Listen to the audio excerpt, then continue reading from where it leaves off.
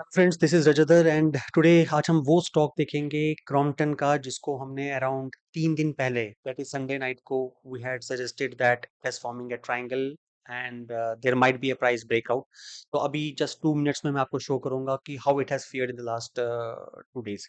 So sharing with you the screen, ये हमारी सारी स्टॉक लिस्ट है जिनको हम रियल टाइम में फॉलो करते हैं और इसको कोई भी देख सकता है, पब्लिकली अवेलेबल सोर्स है। सो यहाँ पे अगर आप देखेंगे हमने यहाँ पे दिया था क्रॉम्पटन के लिए, क्रॉम्पटन। सो क्रॉम्पटन का we have given that enter on the price crossing up.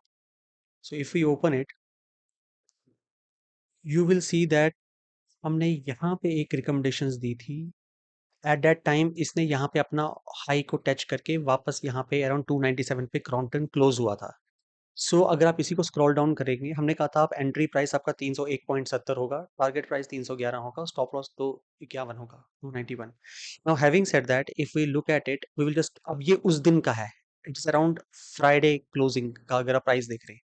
अगर अब यहाँ हम इसको प्ले दबाते हैं, हम देखेंगे लास्ट के 2 दिन में क्या हुआ है। सो इफ यू सी यहाँ का जो हमने रिकमेंडेशंस देखी, आप देख सकते हैं हमने August 6 लिखा हुआ है। So this is the August 6 recommendations that we have given. Now यहाँ पे अगर आप देखते हैं, सो ऑलरेडी पिछले 2 दिन में इसने ये वाला प्राइस पॉइंट नियरली ब्रीच किया है। सो अगर आप कहेंगे नहीं मुझे इसको देखना है हाउ इट हैज ट्रांसपायर्ड, तो we will directly go on the shares की ग्राफ पे। हम सुपर चार्ट्स पे जाते हैं, it will open up here. तो ये हमारे डिटेल टेक्निकल एनालिसिस हैं जिन 5 पैरामीटर्स पे हम ट्रेस करते हैं, हम इसको मैक्सिमाइज करते हैं। अब यहाँ पे देखिए आप,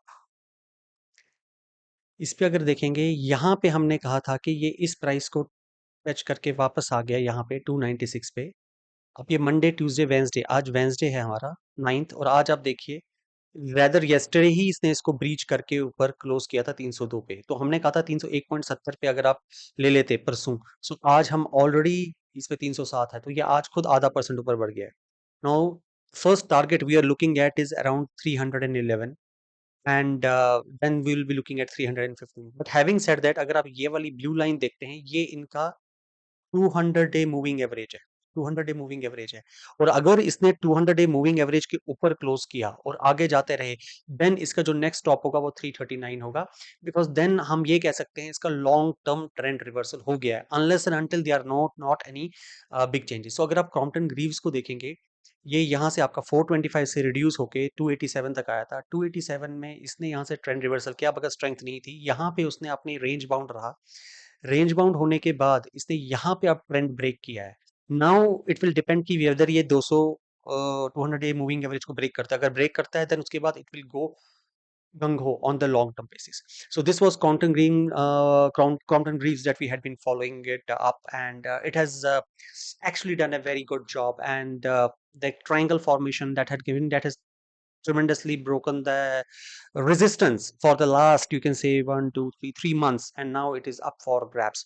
So thank you so much, Rajendra signing off. This was for technical analysis in 2 days back जो हमने share किया था. Thank you so much.